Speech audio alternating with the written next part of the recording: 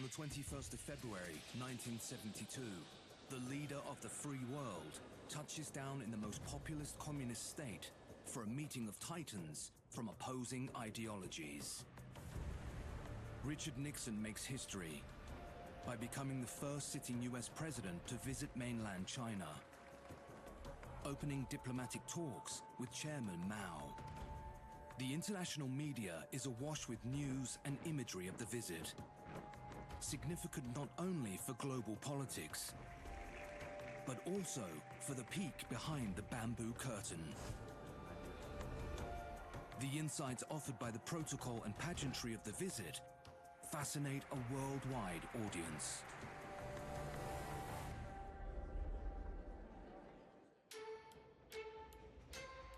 The Cold War, the greatest standoff of the 20th century. A conflict defined by ideology, by great powers, and by epic rivalries. In a divided world, the ambitions and fears, triumphs and missteps of a handful of leaders would decide the fate of nations and define an era. They drove people to revolution, nations to war, and humanity to the stars. These are the stories of the leaders who reshaped the world and changed the course of history.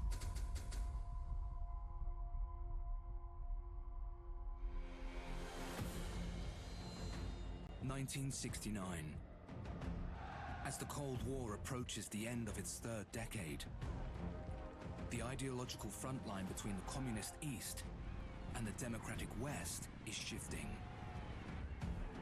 In China, Chairman Mao Zedong, the revolutionary who once pledged endless resistance to imperialism, has ruled for 20 years. Across the Pacific in the United States, President Richard Nixon, a lifelong anti-communist, has risen to power amid domestic unrest and global uncertainty. As the Cold War is fought in Southeast Asia, those in power are keenly aware of the financial and human cost. Something has to give. For these two titans, finding a way to reach out across ideologies could just mean the end of the Cold War as we know it, ushering in a new era that no one will see coming.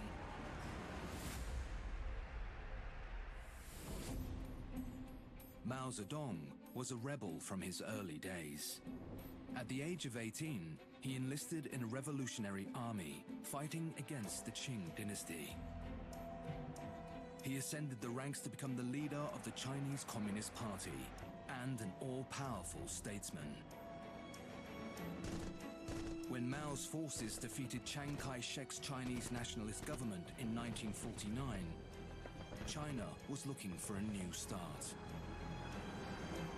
In 1949, the new China, they really want a very powerful man to become the leader, to unite the nation, and Mao played that role. On the 1st of October, speaking atop the Gate of Heavenly Peace in Beijing, Mao proclaims the People's Republic of China. Mao Zedong definitely positioned himself as a revolutionary hero. So the civil war, between the CCP and KMT was not just a military battle, but as well as a political struggle. The CCP and the nationalist Kuomintang had been fighting since 1927, interrupted by an 8-year interlude from 1937, when the two formed a loose alliance to confront Japan's invasion of China. By 1949, following World War II, the Civil War and famine, China is recovering from the loss of over 25 million lives. Mao is in desperate need for financial and practical support to tackle the massive task of post-war reconstruction. China always dreamed to become a more powerful or modern nation against the foreign interference. So Mao really tried to find his new way. He really think this kind of peasant mobilization can build a new China. December of 1949, Mao spends 2 months with Stalin in Moscow. His visit marks the beginning of a new era, solidifying the Sino-Soviet relationship as one of mutual assistance.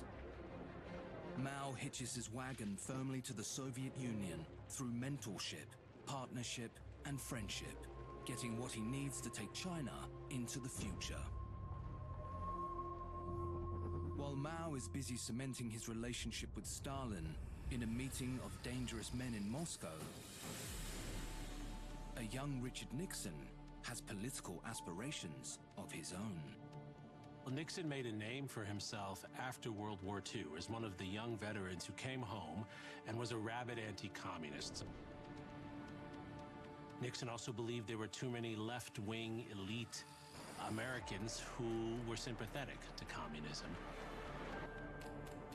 That is why Dwight Eisenhower chose Nixon as his running mate. He wanted to show the far right of the Republican Party that he believed in anti-communism and that he was in touch with the arguments Nixon and others were making. Nixon's presence in Eisenhower's administration did not give him a lot of influence over day-to-day foreign policy, but it meant that where he was involved with things, he was able to continue to trumpet anti-communist positions.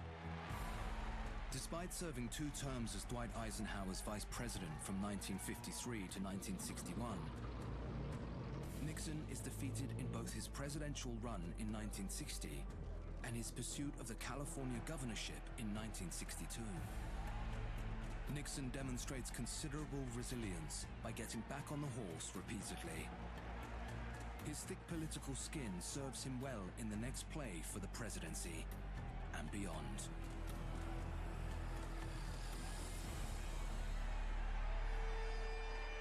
In his early days as leader, Mao begins to model his new regime on the Soviet Union. But while the alliance formalized by the Sino-Soviet Treaty seeks the benefit of the communist cause, the relationship between the 2 leaders is far from harmonious. Stalin didn't like Mao. They hated each other, in fact. But they put on a good show of communist fraternity and friendship. They get advisors who are committed to helping China modernize and industrialize and rebuild its very frayed infrastructure. And they get an alliance with the then largest and most powerful extant socialist country in the world, which is the enemy of the United States-led Western powers. In the early 50s, Mao launched ambitious reforms. And by 1958, dreaming of outpacing the world, Mao Zedong unveiled the Great Leap Forward, a radical campaign to vault China from agrarian poverty to industrial might virtually overnight. China was never going to compete with the United States or the Soviet Union militarily at that time. China competed ideologically. It competed for hearts and minds. Mao believed China could leap into modernity through sheer revolutionary zeal, bypassing expert-led development by mobilizing the masses. The Great Leap Forward really demonstrates Mao's philosophy. He believed the people, the human being, can overcome the nature and the environment. He believed, if anything planned by political power and have people's support, then we can reach the goal we want. Peasants were urged to build backyard steel furnaces, with Mao proclaiming China would surpass US steel output by 1962. A lofty target, partly pursued via the melting down of every dispensable metal object, including pots, frying pans, and cutlery.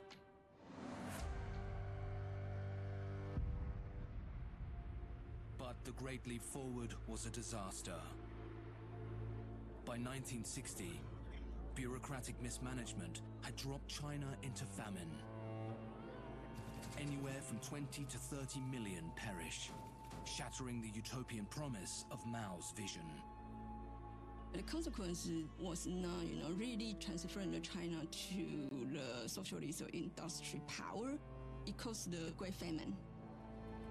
Millions of people died in the famine. So it really challenged Mao's idea about planned economy.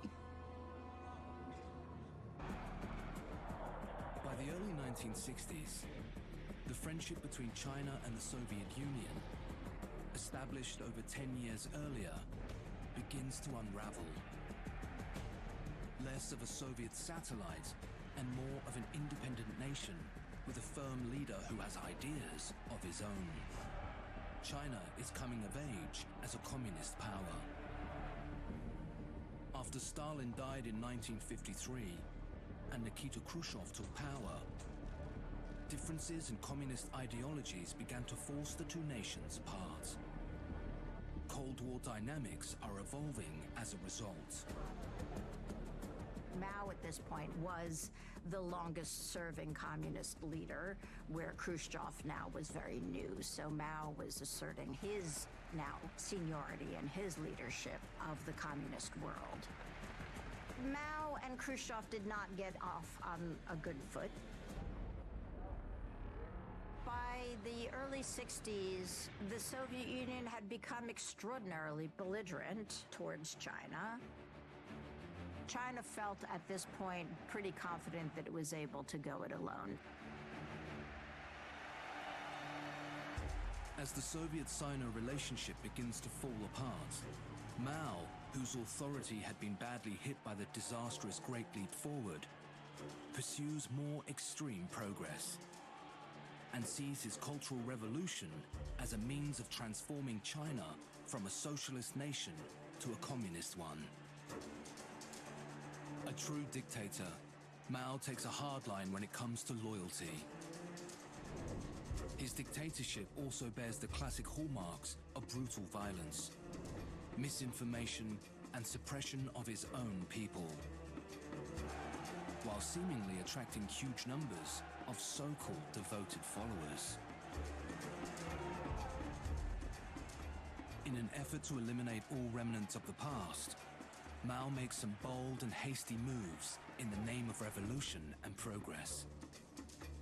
Mao always believed, class struggle is really important to unite the people, to mobilize people against the counter-revolutionary, which can help the China to progress to, the more powerful nation than before.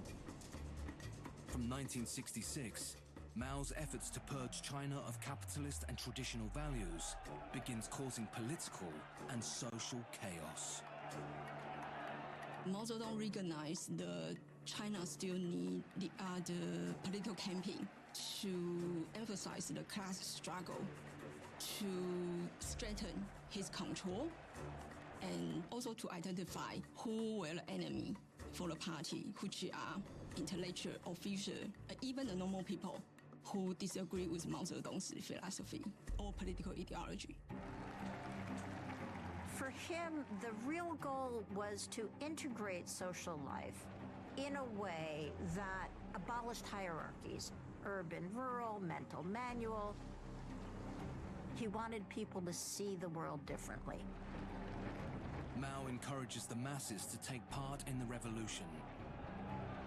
He pursued this with a single-mindedness and what ultimately became a coercive violence that became quite hard to sustain. The situation shifts gear when the military gets involved, supporting different factions. Brutal purges become a regular occurrence.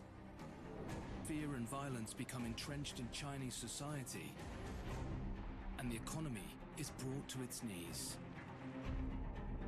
An estimated 2 million lives are lost in the chaos. Caused quite a lot of social destruction. The traditional social value or the traditional social system had been destroyed. And when these students, these young people, they be sent to the countryside, they would follow the Mao Zedong more than their parents. So that kind of dramatical, political re-education campaign really changed Mao's leadership to the other level. China is in a state, and its people are exhausted by the bloodshed, hunger, and suffering, courtesy of Mao's Cultural Revolution.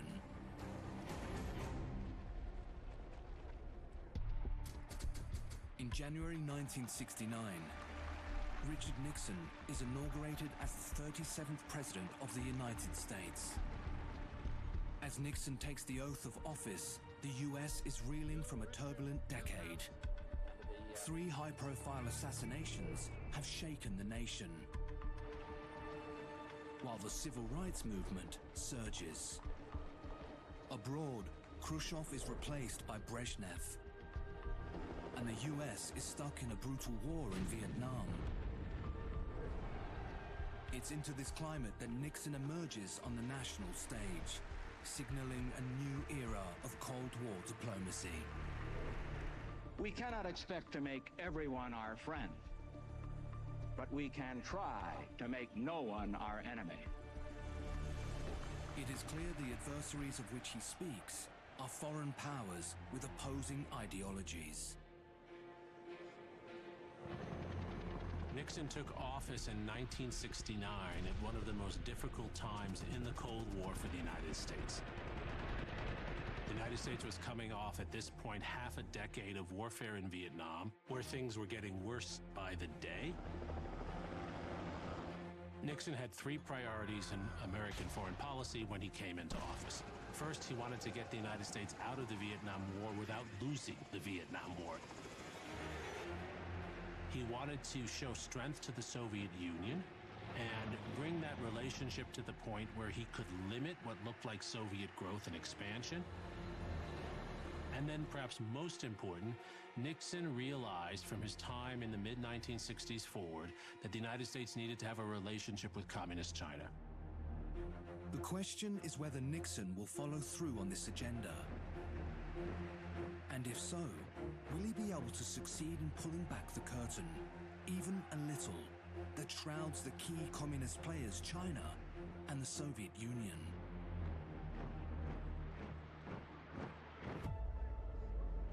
As Nixon contemplates his next diplomatic move, the nation celebrates a symbolic triumph in the Cold War, one built on the efforts of presidents before him.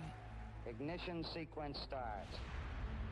Liftoff. We have a liftoff. In July 1969, Apollo 11 launches from Cape Canaveral, carrying Neil Armstrong, Buzz Aldrin, and Michael Collins on a journey to the moon. Coming into office at a time that was so divisive and so difficult for Americans, Nixon saw the moon landing as a chance to bring Americans together. It's one small step for man, one giant leap for mankind. Neil Armstrong's iconic words resonate globally. It is hard to watch the still pictures from that and to hear the audio even now without getting chills. Nearly a sixth of the world's population watched the broadcast. Dear man from the planet Earth, great steps set upon the moon. This was a moment that truly was inspiring. At the same time, we have to remember that the flag that was put there on the moon, it may have been put there for all mankind, but it bore the stars and stripes. It created pride among Americans, wonder, and it opened up the possibility that Americans believed now that their government could do things. They had spent years believing their government was failing in Vietnam, failing to deal with racial violence at home, failing to deal with rising poverty. And now we had conquered the horizons. We were the first to make it to the moon. But even as Americans looked to the heavens with renewed faith in their country, the turmoil on Earth remained unresolved.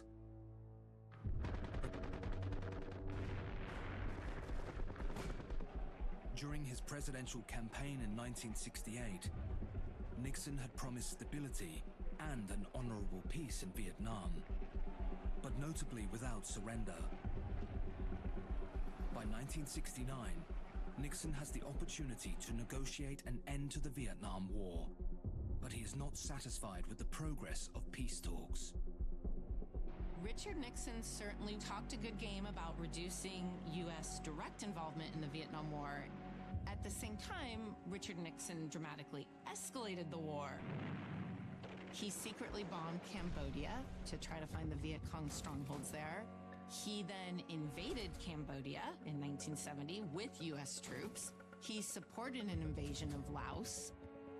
So all of these things combined to actually expand the war at the same time that he was contracting it. The gradual withdrawal of U.S. troops will slow the pace of U.S. casualties, but it will not change the course of the war. As the war drags on, American bombing will intensify, further destabilizing the region. Nixon's decision to escalate the bombing in Vietnam, it alienated a large part of the American population from him. They felt he had lied, and especially when he undertook some of the bombing in 1970 without informing the American public or even informing Congress. He was seen as lying, breaking the law, untrustworthy, and a warmonger. Such a risky decision so early in his term is an unapologetic show of strength and sets the tone for some of Nixon's Cold War decision-making.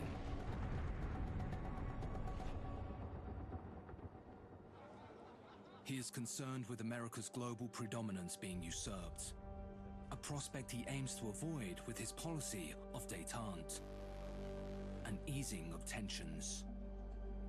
What détente was a recognition of continued rivalry, but restriction, limitation on that rivalry. It was bringing stability to the competition, in a sense creating rules of the game that made the game less dangerous even as the game continued. In China, Mao Zedong is intrigued by Nixon's version of détente, or at least willing to entertain it in order to facilitate China's shift away from the Soviet Union and move towards the US. In an interview with US journalist Edgar Snow on the 18th of December 1970, Mao shares his thoughts about Richard Nixon. Mao says that he is a good person, the best person in the world. Mao's strange compliment regarding the openly anti-communist leader of the foremost capitalist nation is unexpected. But it makes sense. Cozying up to the US has its benefits. Mao's People's Republic of China is not currently recognized by the UN. The Chinese seat is held by Chiang Kai-shek's Republic of China, based in Taiwan. Something that Mao seeks to change. First of all, it's extraordinary for us to recognize that the United States had no official relations, no direct communication, except for some side meetings between American and communist Chinese leaders from 1949 to 1971. Nixon wanted to change that. And so from the first days in office, he tried to find ways to open communications with the Chinese. Nixon's national security advisor, Henry Kissinger, communicates in secret with the Chinese for some time. And his negotiations finally come to fruition in 1971. During a televised address to the nation on the 15th of July, President Nixon announces his intention to visit China in an official capacity. It is in this spirit that I will undertake what I deeply hope will become a journey for peace. Peace not just for our generation, but for future generations on this earth we share together. And so begins one of the biggest media extravaganzas the world has ever seen. The carefully executed and televised visit draws audiences from all over the world and is particularly popular back home in the US during a crucial re-election year for Nixon. This is history in the making. For Americans who had lived through World War II and then the early Cold War and the Communist Revolution in China, Nixon meeting with Mao was like Nixon meeting with an alien from space. If you look back at the media in the United States in 1972 trying to explain why Nixon was going to China, and you have the anchor, Walter Cronkite, trying to explain to the American people why it is this huge enemy is now going to be the subject of a rapprochement. Since Mao's revolution first took over China in 1949, the US has not recognized it as a sovereign state. It takes right-wing anti-communist President Richard Nixon arriving in China to meet with Chairman Mao in 1972 to disrupt generations of acrimony. With Mao housebound, Chinese Premier Zhou Enlai engages in official duties over the week-long visit that incorporates much pomp and ceremony. At this time, Mao was old and relatively frail. Nixon was not a young man, but he was certainly younger. And so you didn't want a young Nixon juxtaposed against an aging, frail, and sometimes incoherent Mao. So the visuals were very, very carefully stage managed on both sides. The visit was a huge event. It was treated with extraordinary care and reverence by China. The U.S. media that followed Nixon into China took the opportunity to do a lot of filming of things around China so that U.S. audiences could witness firsthand what China looked like behind the bamboo curtain. The two leaders discussed their views on Sino-US relations and greater international politics. The goal of full diplomatic recognition between the United States and the People's Republic of China requires many issues to be overcome. The visit culminates in the Shanghai Communique, issued on the 27th of February 1972. It lays out that both China and the US will strive to find ways to recognize one another, and that some issues, such as Taiwan, may be subjects of disagreement, but the relationship will accommodate such differences. The Shanghai Communique basically recognizes the PRC as the one and only China, de-recognizes the Republic of China on Taiwan, and completely betrays the provisions of the alliance between the United States and the nationalists. So it was a pretty fundamental upheaval in the world, and China benefited from it hugely. Even though they essentially agree to disagree on some points, the Shanghai Communique is considered a bold and positive move forward. It reshapes the Cold War's triangular dynamic, positioning the United States as the only power engaged with both Beijing and Moscow. By courting China, Nixon exploits Soviet leader Brezhnev's insecurity over Mao's revolutionary status, gaining strategic leverage and pressuring the Soviets into cooperation. In the Cold War, Nixon seeks to play the triangle to the best advantage. At home, his presidential re-election campaign is gathering momentum. Nixon's status quo campaign strategy rests on the laurels of his position as incumbent and plays on the concept that he is too busy and important for partisan party politics. But far from the image Nixon is projecting publicly, his secret paranoia, maneuvering, and actively covert tactics in politics is something else entirely. In the early hours of the 17th of June 1972, a security guard at the Watergate building in Washington, D.C., discovers 5 intruders inside the office of the Democratic National Committee headquarters. The men are caught repairing their already covertly installed electronic surveillance equipment. The group of trespassers, including ex-CIA agents, are arrested. With their masters and motivations unclear, the Watergate scandal begins. When the Watergate story breaks, Nixon's initial urge is to cover it up and to say it's not a big deal. And he continues to diminish the significance of the story as it grows. An investigation is undertaken by White House counsel John Dean in the months that follow. As it comes closer to the White House, his effort then is to try to take action to first of all kill the story. He tries to put pressure on the Washington Post, but also to try to create new evidence to cover any evidence that he had actually been involved with this. On the 30th of August 1972, Americans are reassured to hear President Nixon announce the conclusion of the investigation and that no one from the White House is involved. I had no prior knowledge of the Watergate break-in. That was, and that is, the simple truth.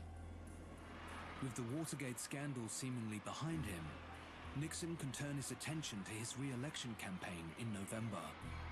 A campaign he appears to have locked up. However, the Vietnam War is still a major issue. By the early 1970s, protests against the Vietnam War had reached their peak. The protests in the United States against the Vietnam War and the protest against the protesters tore American society apart. During the lead-up to the 1972 election, the issue was still very much on the minds of American voters. Those protests put pressure on Nixon to end the war, to stop the continued death of Americans in Vietnam. President Nixon makes an address to the American people the night before the nation votes. The language of this speech indicates that Nixon is having success negotiating peace in Vietnam and directly links voting for him in the US election with an honorable, peaceful outcome in the Vietnam War. You can help make certain that peace with honor can now be achieved. Playing on America's hope of US soldiers returning home, Nixon enjoys a landslide re-election victory, winning 49 of 50 states. It is the largest winning margin in US history. But in reality, there is no signed agreement on Vietnam at this time, and the parties involved are still no closer to a satisfactory outcome. Peace talks have been going on behind the scenes for a few years. But contrary to Nixon's stories of progress, a draft accord in October 1972 was rejected by South Vietnam, and negotiations stalled. The Paris peace talks were very complicated, went on for a very long time, and Richard Nixon was initially focused on them, hoping that he could sort of link some of the issues that the Soviets and the Chinese cared about, and then they could put pressure on the North Vietnamese to negotiate a settlement. As the end of the year approaches, and still no progress towards peace, the US sets in motion Operation Linebacker 2, detonating 20,000 tons of explosives in and around the city of Hanoi, killing more than an estimated 1,600 Vietnamese civilians.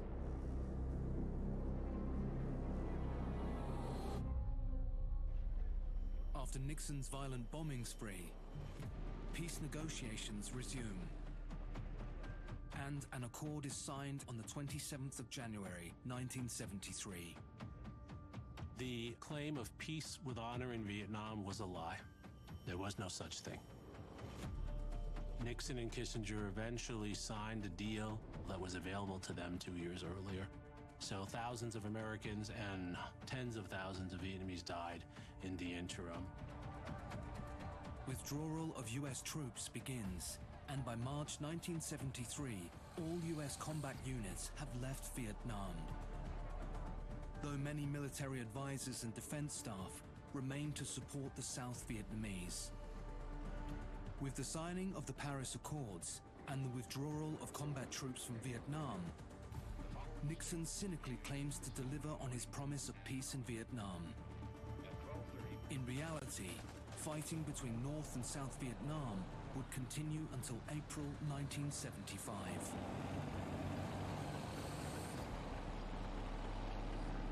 Nixon now must turn to domestic affairs.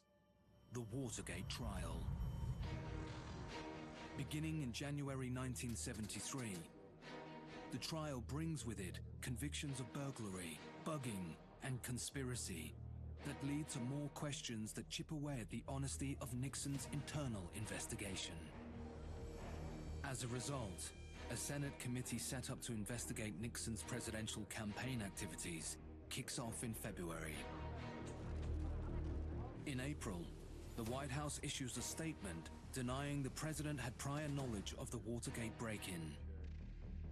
A week after that, the White House Chief of Staff and Chief Domestic Advisor resign. White House counsel John Dean is fired. In June, John Dean testifies that he had open conversations about covering up the Watergate break-in and that the conspiracy was threatening to unravel. Throughout July of 1973, the hearings are a hive of activity as events unfold, each revelation chipping away at the truth behind the Watergate scandal. Nixon refuses to appear in the committee and denies them access to subpoenaed presidential files and the White House tapes. On the 9th of August, the Senate committee files suit against President Nixon for failure to comply. Nixon returned to all of his paranoid tactics. He lied. He tried to bully people. He used more government resources to try to cover things up. But most of all, he tried to use the power of the president to protect himself, which is to say, to not turn evidence over initially, to claim it was national security. That didn't work. But it was an effort to abuse the power of the presidency to protect a prior abuse of the power of the presidency. By September, Nixon is in the crosshairs of the Senate committee and under pressure. As tension is mounting at home, he needs a win. An international political distraction turns Nixon's head. As the US and Soviet Union return to the negotiating table to reach an agreement on the Cold War arms race. From the 27th of June to the 3rd of July 1974, the Soviet-American summit in Moscow sees Brezhnev and Nixon meet face-to-face for the third time during their leadership. Nixon wants to negotiate a treaty with the Soviet Union to put limits on the degree to which the arms race accelerates, to limit what's called anti-ballistic missile systems, or ABMs. These are devices by which one country, if it has an ABM, can shoot down incoming enemy missiles. If you have a foolproof ABM, then there'd be a strong incentive for you to launch a strike against your enemy while you're in this favourable position.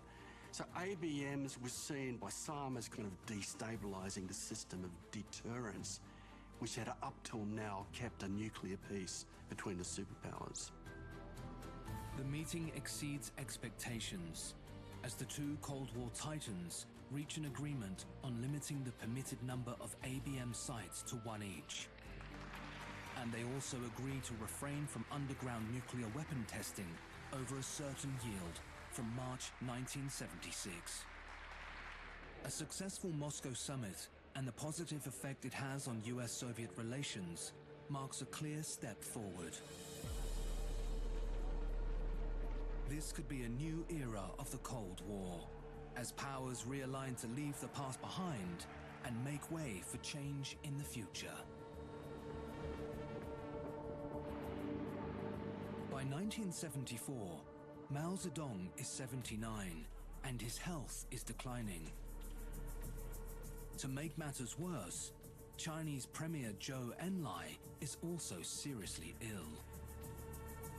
These are all the aging revolutionary generation who brought China through the revolution, through the wars, through everything, and that generation is dying out. Believed to be suffering from Parkinson's disease, motor neuron disease, and several heart attacks in his final years, Mao's ailing health only serves to increase tension within his government. particularly around succession. Both radicals and moderates within the party attempt to push their own agendas. Sensing weakness, an internal power struggle erupts between the hardline remaining leaders of the Cultural Revolution, including Mao's wife Chiang Ching, and more moderate politicians like Deng Xiaoping. Deng Xiaoping began to have some influence on the political, economy, and social policy, which were quite important. While Mao's state of health is having a huge impact on leadership in China, the health of Nixon's leadership in the USA is also suffering. Evidence against the White House is mounting in the Watergate hearings. Despite the Watergate break-in being traced back to officials from the Committee to Re-elect the President and a handful of high-profile White House resignations, Nixon denies direct involvement, maintaining his innocence. Examination, because people have got to know whether or not their president's a crook. Well, I'm not a crook. I burned... During the trial of the Watergate burglars and others, Nixon did all he could to spread stories that diminished any connection he had to these figures. What that did is it only increased the efforts of the reporters to trace those connections, because the more the president denied, the more it appeared he was involved. In July 1974, the president is ordered by the Supreme Court to provide what will become known as the Nixon White House tapes. The tapes support John Dean's testimony that Nixon knew about the break-in. They prove that he lied about what he knew when first confronted, and that he tried to divert the inquiry. As a result, articles of impeachment are drawn up against Nixon. As the past catches up with Nixon, his position as leader diminishes.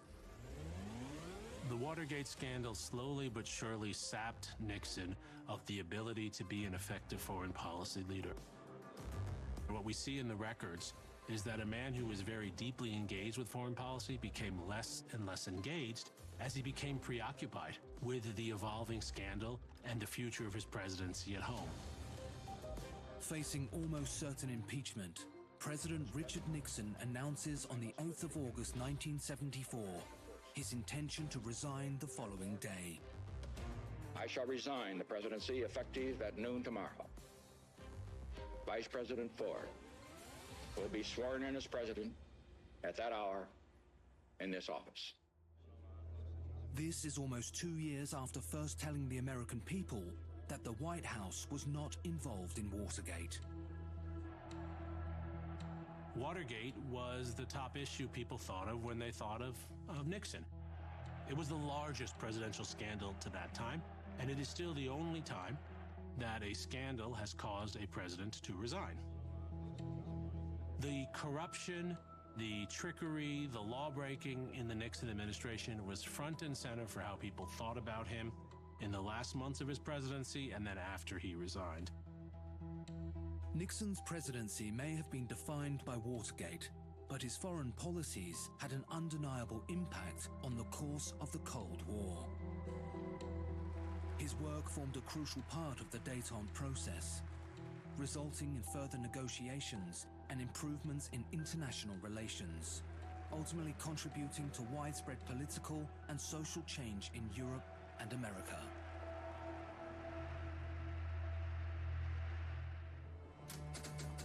In September 1976, Mao becomes seriously ill from motor neuron disease and is admitted to hospital. Days later, he dies. He was venerated by many as a god. His cult of personality so strong that despite his vision leading to the deaths of millions, his reputation as national hero would remain intact. The people of China enter a period of mourning for their leader of 27 years. But progress waits for no one. The Gang of Four, a prominent Maoist political faction, are arrested 1 month after Mao's death, putting an end to the Cultural Revolution and making way for some new ideas. China begins its journey towards socialist modernization and opening up to the West. Deng Xiaoping's reform, I really think is really, really important to understand contemporary China. One thing, he did not follow Mao Zedong's class struggle, which is very important to open the China economy to the new ideas, the new trading, networking. Also, a lot of people to have a new life. The people can move to the other town or the other city to find a job. People also have the opportunity to meet the people from outside and have more connection from outside the world. A hard sell while Mao was around, Zhou Enlai and Deng Xiaoping are able to move forward with the four modernizations, focusing on science and technology, agriculture, industry, and defense. Their goal is to develop China into a modern state by the new millennium. Time rolls on. Out with the old and in with the new. Perhaps it is because of the decisions made by our titans, Nixon and Mao, that their respective nations are now able to get on with the business of shedding the past and embarking on a new kind of future for themselves and for international relations. Nixon has a mixed legacy. On the positive side of the ledger, he opened relations with China. He did end the war in Vietnam, although he lied about how he did it. He was able to restore American power in many respects. And at home, he actually did a number of things that were enduring, creating the Environmental Protection Agency, investing more in American cities.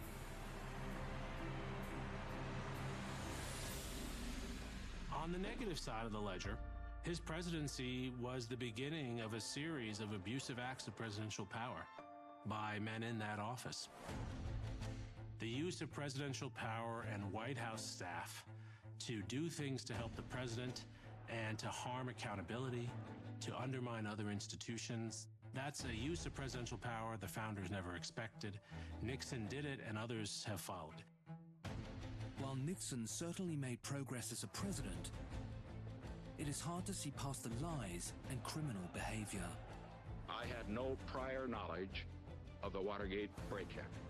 History remembers scandals, and there have been few political calamities quite so salacious as Watergate. The legacies of both Nixon and Mao teach us to interrogate the decisions of our leaders and to be careful what we wish for. Mao Zedong was a very good revolutionary hero, but he was not really good manager of the nation state. Through his policy, in economy, in society, that really caused suffering and chaos. Both Nixon and Mao were responsible for world-changing events during their tenure, not least of all their historic meeting with each other.